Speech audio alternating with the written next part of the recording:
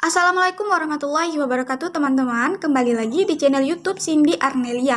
Pada video kali ini saya akan membahas puisi sufi, yaitu Syair Sidang Fakir M Punya Kata karangan Hamzah Fansuri. Sebelumnya kita harus tahu dulu nih apa itu sastra sufi. Sastra sufi ialah ragam karya sastra yang mendapat pengaruh kuat dari sastra sufi atau sastra tasawuf. Sastra sufistik biasanya mengandung nilai-nilai tasawuf dan pengalaman tasawuf serta mengungkapkan kerinduan sastrawan terhadap Tuhan, hakikat hubungan makhluk dengan holik, dan perilaku yang tergolong dalam pengalaman religius. Sastra sufistik mempunyai pertalian yang kuat dengan tasawuf dan sastra sufi. Jadi, sastra sufi sangat berkaitan dengan latar belakang sastrawan tersebut terkait kedekatannya dengan Tuhan. Sebelum membahas syair Hamzah Fansuri, hendaknya kita mengetahui dulu nih siapa sebenarnya Hamzah Fansuri ini. Hamzah Fansuri dikenal sebagai seorang ulama sufi dan merupakan orang pertama yang membuat syair dalam bahasa Melayu. Beliau sudah berkelana jauh mencari ilmu ke berbagai negeri. Dalam syair-syairnya disebutkan ia memperoleh pengetahuan yang luas dari berbagai negeri yang dikunjungi seperti Persia, Palestina, India, Madinah, Jawa, Semenanjung Melayu. Selain itu, ia juga mampu menguasai bahasa Arab, bahasa Urdu, dan bahasa Persia, sehingga membantunya memahami dan menghayati tasawuf dan filsafat Ibnu Arabi, Al-Hallaj, Al-Bistami, Maghribi, Syah Nikmatullah, Dalmi, Abdullah Jili, Jalaluddin Rumi, Abdul Qadir Jailani, dan lain-lainnya. Diperkirakan Hamzah Al-Fansuri atau dikenal dengan Hamzah Fansuri ialah seorang ulama sufi dan sastrawan yang hidup pada abad ke-16. Profesor Ethio menyebut bahwa penyair Hamzah Fansuri sebagai sang pemula puisi Indonesia. Dan selain sebagai penyair, Hamzah Fansuri dikenal sebagai mursyid yang mengenalkan ajaran tasawuf dalam bahasa Melayu dan sistematis. Baiklah, pada apresiasi kali ini kita akan menentukan gaya bahasa, penggunaan diksi, amanat, serta pola bait yang terkandung di dalam syair Sidang Fakir M Punya Kata karangan Hamzah Fansuri. Berikut ini adalah teksnya. Baik, yang pertama ialah gaya bahasa yang terdapat di dalam syair Sidang Fakir M Punya Kata karangan Hamzah Fansuri, yaitu ada gaya bahasa hiperbola pada larik "Di sana kau lihat permai rupamu", yang terdapat pada baris keempat bait ke-11. Di sana kau lihat permai rupamu bermakna tentang keindahan wajah atau paras. Penyair sengaja mengambil gaya bahasa perbandingan ini supaya ia lebih mendapatkan nilai estetis dalam karyanya. Selanjutnya, gaya bahasa simil, yaitu pada baris kedua bait ke-13 adanya penggunaan kata seperti. Hamzah miskin orang Uryani seperti Ismail menjadi kurbani. Gaya bahasa simil atau perbandingan tersebut adalah seperti, yaitu berarti Hamzah Fansuri mengumpamakan dirinya seperti Nabi Ismail yang rela dijadikan kurban karena keikhlasannya. Penyair sengaja mengambil gaya bahasa ini supaya ia mendapatkan nilai estetis dalam karyanya. Selanjutnya, gaya bahasa simil terdapat pada baris ketiga bait ke-12, juga penggunaan kata seperti, supaya sampai ke negeri yang henang seperti Ali tatkala berperang. Dalam larik tersebut berarti henang membinasakan keraguan yang ada pada dirinya sehingga mendapatkan tempat yang tetap dan segala sesuatu yang dapat membinasakan dirinya seperti Amirul Mukminin yaitu Ali tatkala berperang. Penyair sengaja mengambil gaya bahasa perbandingan ini supaya ia lebih mendapatkan nilai estetis dalam karyanya.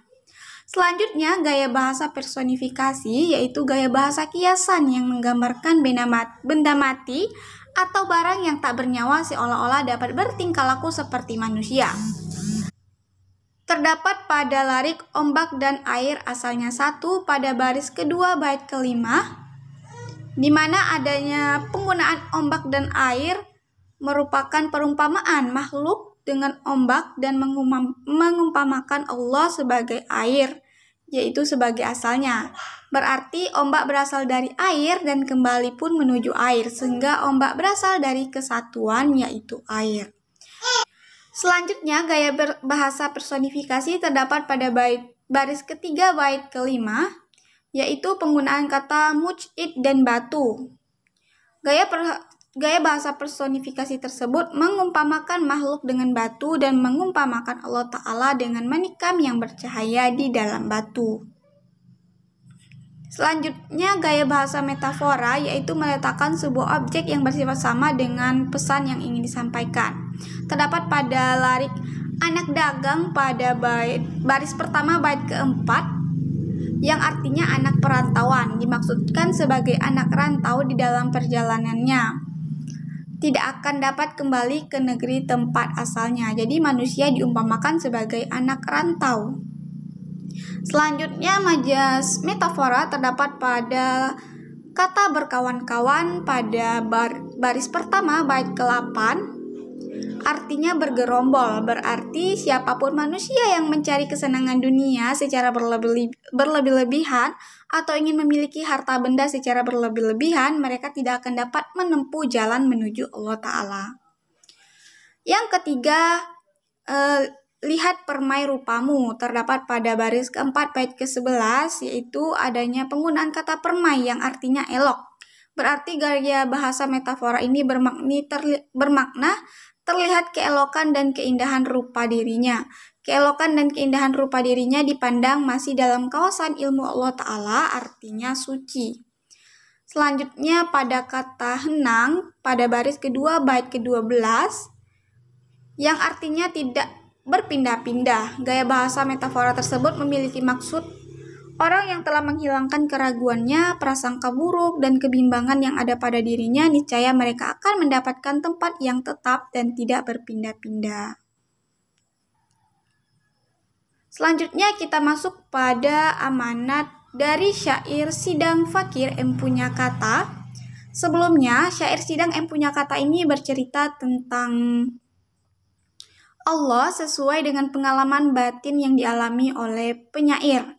Menurutnya Allah itu terlalu nyata daripada semua hal yang nyata. Keadaan Allah dikatakan nyata karena seorang dapat melihatnya dengan mata hatinya dan bukan dengan mata kepalanya. Karena itu, langkah pertama yang harus dilakukan oleh seseorang agar dapat melihat Allah dengan jelas atau mengenali Allah dengan jelas, yaitu dengan mengenali dirinya yang terletak di hati. Adapun amanat yang disampaikan dalam syair ini, yang pertama, hati seseorang harus selalu dicuci agar bersih dari sifat-sifat yang jelek. Penyucian hati perlu dilakukan secara terus-menerus dengan cara berbuat baik kepada siapa saja.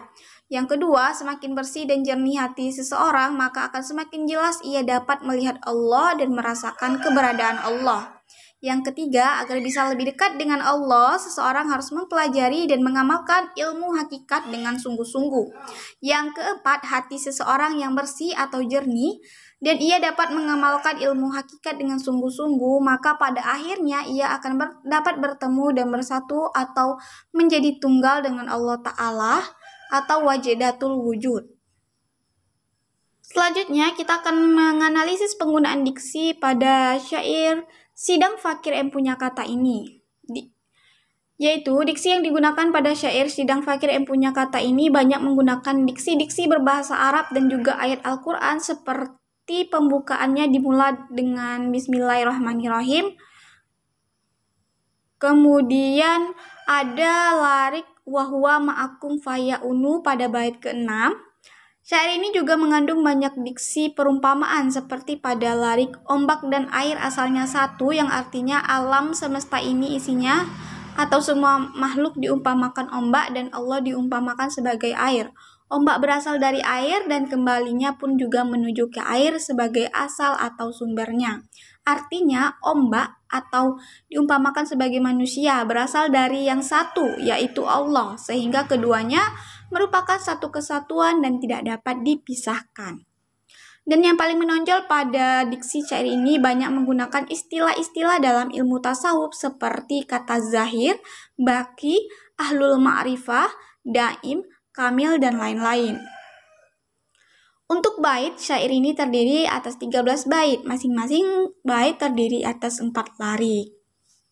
Nah, jadi setelah melakukan analisis puisi sufi, berkaitan. Jadi setelah melakukan analisis, puisi sufi ini sangat berkaitan dengan ilmu tasawuf, yaitu ajaran bagaimana menyucikan jiwa, menjernihkan akhlak, membangun dahir dan batin, serta untuk memperoleh kebahagiaan abadi dan mendekatkan diri kepada Allah. Hal itu terlihat pada isi puisi yang membahas tentang diri manusia dan Tuhan atau kedekatan dengan Tuhannya. Hal itu juga terlihat pada banyaknya digunakan diksi-diksi yang terdapat di dalam ilmu tasawuf. Puisi sufi ini juga berkaitan dengan pengarangnya. Biasanya puisi yang diakui sufi ialah puisi yang berasal dari pengarang yang juga berlatar belakang kehidupannya menjalin kedekatan dengan Allah. Nah, sekian yang dapat saya sampaikan. Mohon maaf bila terdapat kesalahan. Saya ucapkan Assalamualaikum warahmatullahi wabarakatuh.